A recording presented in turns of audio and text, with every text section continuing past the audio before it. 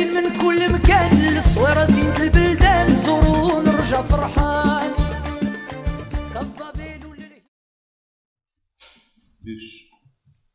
ברשות מורי ורבותיי, with the permission of Hashem, Baruch Hashem, we've been traveling all night from Eretz Israel, from Argentina,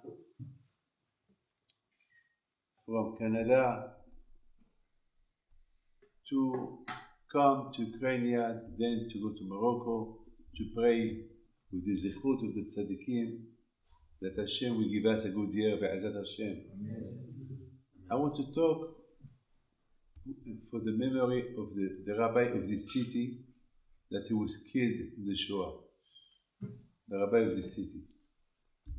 So here I saw that even that he passed away, he got killed. Look, we talk about him, we are in his synagogue. So that means, that's what the Torah said. Tzadikim b'mitatam nikaim hayim. The tzadikim, they never die. Always the tzaddikim are alive. Look at Bishma Bar Yochai. Look, all those tzaddikim that passed away more than 2,000 years ago, still we talk about them, and they are alive. And the Gemara said, the tzaddikim, they are more alive than when they die. Why? Because when they are alive, they are very busy. So, but when they die, they have all the time of there. So all the time of there, so they detect everything bad coming in this world. Quick, they are there to do something. I would like to tell you something that you never heard in your life. And this is the first time in my life that I had this sensation. The Parsha of this morning that Mr. Abadi from London, he read, there is a mitzvah of bikurim. That when we have the Beit HaMikdash, the Jews used to bring the bikurim. If they have trees, the first fruit that the trees give them, they bring them to the Beit HaMikdash. And even if you have only one fruit, even if you have only one tree, you take the fruit, you bring it to the Beit HaMikdash. And they used to come very happy, and Hashem wanted to take this fruit. The rich people used to bring a big platter of gold. Yeah. Poor people, according to the money that they have in the pocket, they bring a nice platter. But billionaire people used to bring a gold platter.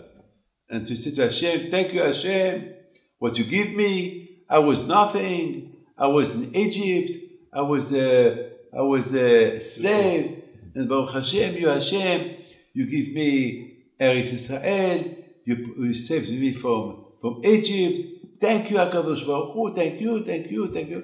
And he used to talk this in front of the Kohen. And the Kohen, he listened, and this Jew, and there were thousands of people, maybe 100, 200, maybe 1 million people come in with a platter. And they used to be happy. And our rabbi said, why we do that? Because always you should know that everything comes from HaKadosh Baruch Hu. Nothing belongs to you.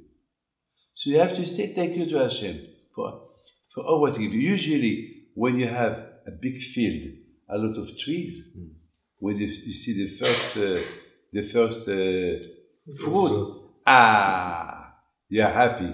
I'm going to make a lot of money this year. The Hashem said, those first fruit, put a sign there, they are mine.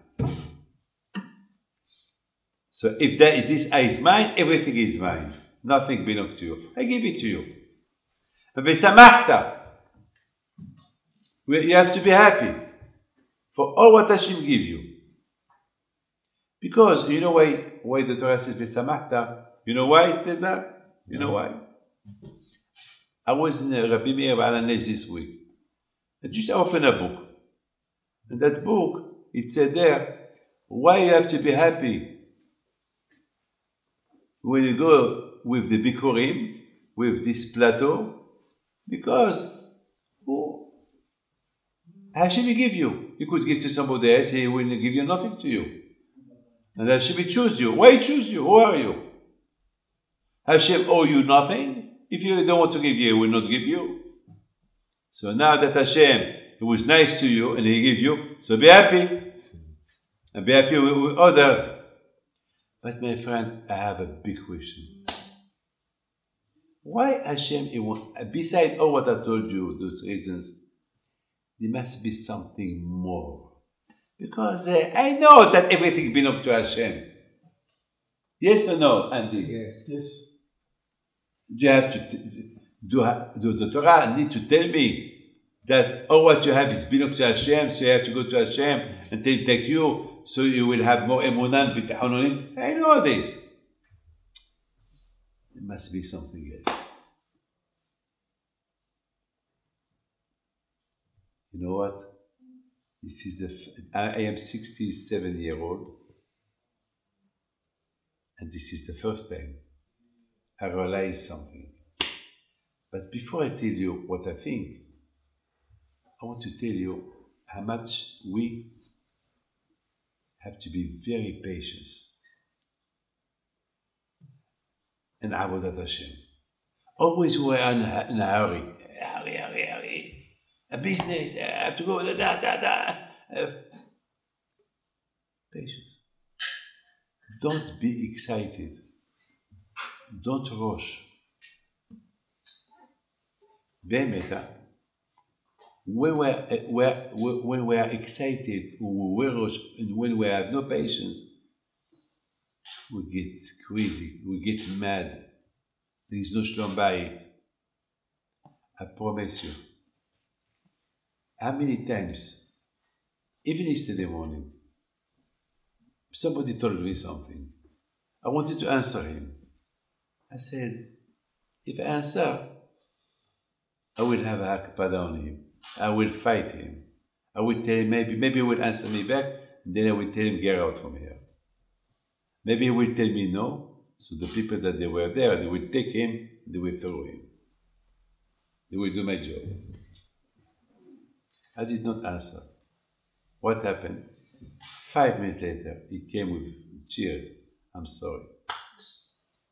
Please, Rabbi David, I'm sorry.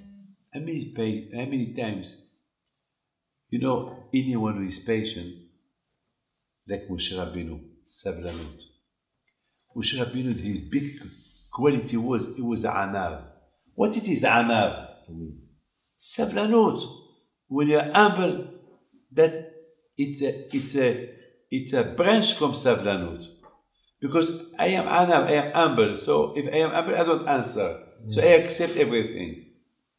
Yesterday morning, I came home to prepare my luggage, and my wife, she told me something. She said, again, 10 days. Again, gonna go. So I said, yeah, but it's too much. I said, I wanted to tell her, it's not 10 days, only 1 day, because I will see you next week in Morocco. So it's only 5 days. Yeah, but for me, 10 days. Because even Morocco will not see you. Huh? Even Morocco, she will be, I will not see you. We will be busy with people. Only people. I wanted to answer. I said, David, don't answer. So I said, you're right. You agree I'm right. You're right. Oh, she gave a smile. she smiled. I won.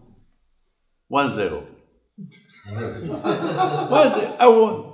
Patience. Now I want to share something with you. There is a beautiful story about Hillel HaZaken. Hillel HaZaken, he was very well known that he was savlan. He had a big patience. There were two people that they beat. He said, everybody said that Hillel HaZaken is very patient. I can make him angry. I can So the other guy said, I beat you $500 or 500 dollar, the money of that time, that you cannot make him angry. He said, it's done. If you won, I give you 500. If I win, you give me 500. So what he did, that man, he went to Hillel HaZaken on Friday before Shabbat, the time that Hillel HaZaken, he wanted to have a wash. So he started to knock at the door. Mikan Hillel, Mikan Hillel. Is Hillel, is here? So Hillel put his clothes on and he opened the door. Yes. Hey, why you look like that? He's talking back to Hillel HaZaken. Why he started asking stupid questions before Shabbat. And Hillel was very calm. He answered him all kinds of answers. Okay, thank you, Shabbat Shalom. He went 5 minutes later, he came back. Mikan Hillel. Is Hillel available? Hillel put back his clothes. Yes, sir.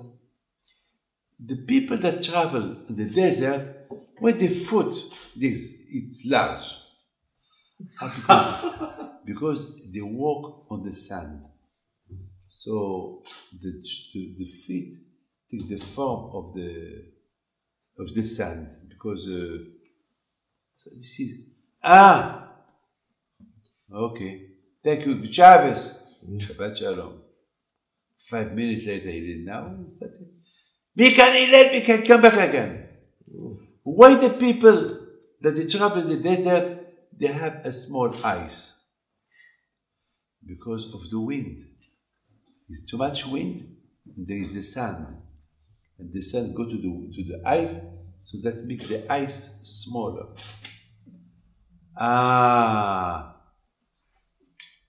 So he said, you have more questions? No. But I pray to Hashem that there will not be people like you in Am Israel. We don't need people like you. So Hillel HaZaken asked him, why? He said, because of you I lost $500. I beat with somebody that will make you angry, and you are so calm, so because of you I lost. So he told him, Hillel HaZaken, maybe you will lose millions of dollars,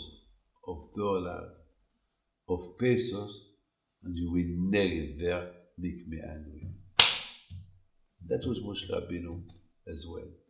Or the biggest quality. Why today there is divorce? A lot of divorce. There is no patience. Suddenly there is a fight. Because everyone wants that his word pass first. And between couples, between partners, always then they break things, and then Hashem Shalom. Now please, I want you to listen to this. Imagine, what was our questions? Why we had to bring Bikurim? Why we need to talk to the Kohen? Everyone come to the Kohen. Kohen, how are you? Yes, you're welcome. You know, I bring with me this fruit, this plateau, to thank Hashem. Oh, what Hashem did for me. I was just a slave in Egypt. And my parents, they came from Lavan. And Lavan, he wanted to kill Yaakov. And if Lavan would kill Yaakov, I would not be here today. Thank you, thank you. So this is for Hashem. And I am happy for all what Hashem did with me. And he talked to the Kohen. I want to ask you something. Imagine this Kohen, he has to listen thousands of times the same story from other people. As soon as this man, he finished his recitation, he's telling, he's gonna go, another man. Kohen, thank you to Hashem for what he did for me. Okay? and he leave it. Another one, Kohen, thank you, Kohen. Can you imagine what patience the Kohen? If I was there, I would have nervous breakdown. You listen the same. You know, when I receive people, usually people have different problems. This one, shlom bayit. This one, money. This one is not well. This one is looking for a house. It's always different. But imagine if I listen the same story every time, I will lose my patience. And Hashem want to teach us, don't lose your patience.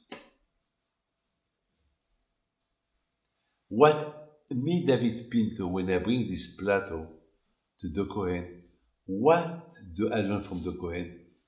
When I get out from there, I say, this Kohen is a fabulous. What a patience he has to listen to me, to listen all those people that are coming after me. What a patience. So I learned from him something. And the Kohen is the teacher. To learn how to be patient. A rabbi, whose quality is to listen to problems of people, how much he must be patient to listen. And this is, Rabotai, what the Torah wants to teach us in the Parsha of Tavo. The Parsha of Tavo, the Torah wants to teach us that what you do when you bring to the Beit HaMikdash the Bikurim, you don't forget. Every year we do the same. And just imagine, every year I go to the Beit HaMikdash with the same plateau. Maybe more fruit, maybe less fruit. Maybe I had a bad year. Maybe I had a good year. The Maimunah should remain the same. Maybe last year I bought a lot of fruit because I made a lot of business. And this year I did less. So this year I will be less happy. No. Vesamachta. Be happy. Even that you lost money. Even that your situation is not like last year. You have to be, you're still alive, at least. There was somebody came. I was shocked. I was shocked this week. Shocked. This is the first time in my life I heard this. I had problems all my life, but this kind of problem, I never heard it. Even now, when I think about it, I shake my hand.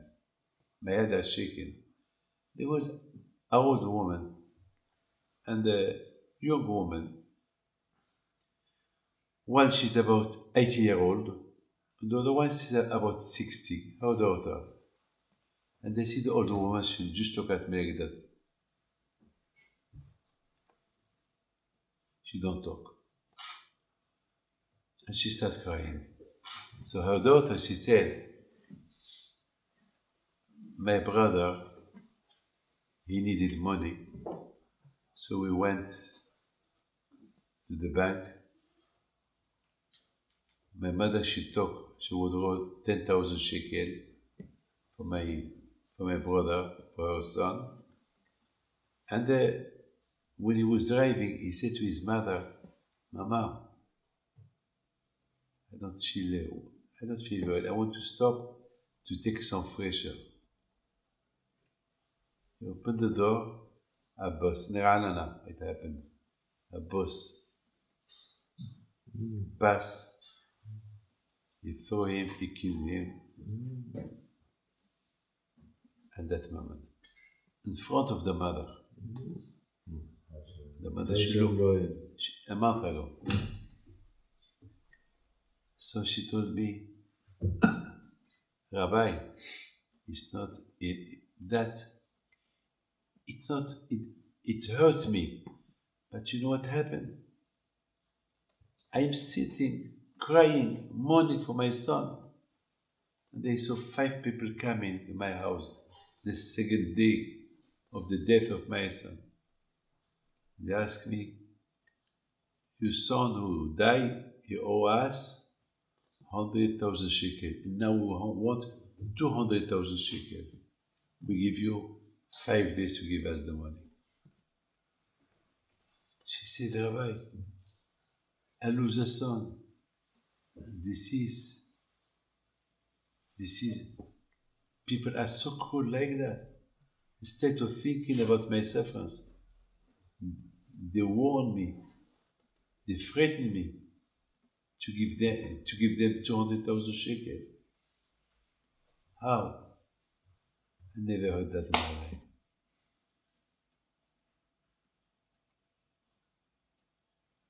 You see the Sarah, how big he is. That's why Hashem, He wants us, He gives us a lot of mitzvot to only to be connected to Him. Shemitah, Shabbat, to do Shabbat, to spend money for Shabbat, to spend money for kosher food, to love Him, to bring Bikurim. So always we know that all what we have came from Hashem. And Hashem, He can take it whenever He wants. He can give it whenever He wants. He can double it, He can give you less. Look about last night. We traveled, we did a long way. We arrived to Liluv, we started with the Belz Rebbe, those big tzaddikim of the family of the Admorim of Belz. It was raining, only tongues, no room, no food, nothing. We just came for 10 minutes. We spent days and hours flying, driving, no food. We did not give us kosher food in the plane. We don't care. Just to pray to Hashem. And then from there, we came to Rabbi Shlomo Gansfeld Alav Hashem, the one who wrote Kitzur Shulchan Aruch. And then Baruch Hashem, the man who took care of there, he said, there is some more rabbis there. We were happy to go there. And then he said, well, there is more rabbis there. At the beginning I said, no, I'm tired. I said, what? We did hours, thousands of kilometers, and we will not go there? So I said, yes, let's go. Who knows, maybe that tzaddik was waiting for us. Yeah. Maybe all those tzaddikim, they were busy.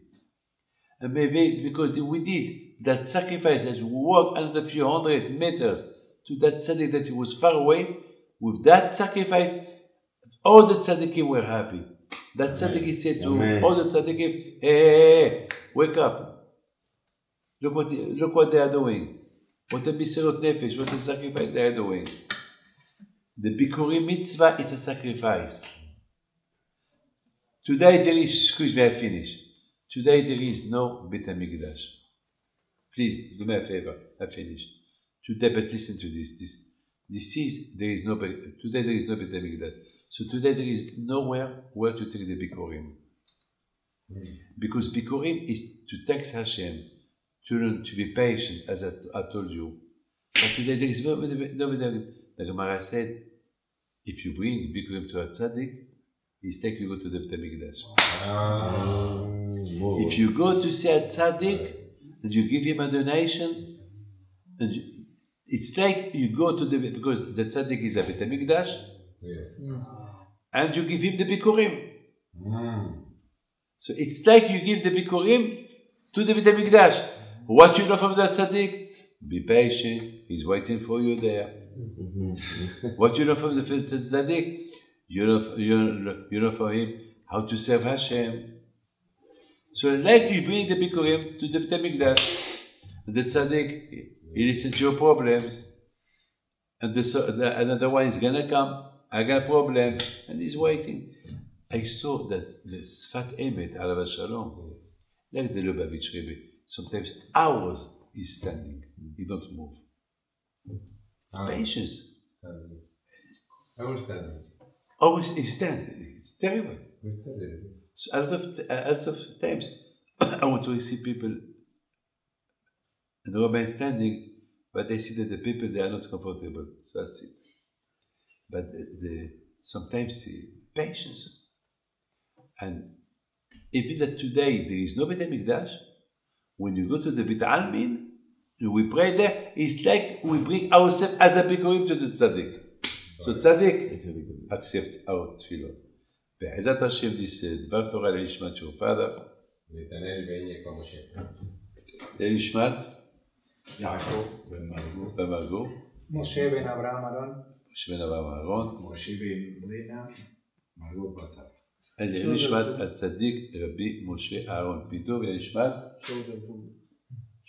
שאול בן פרימן. אדולף בוגני. Ah oui. Sarah Barguel.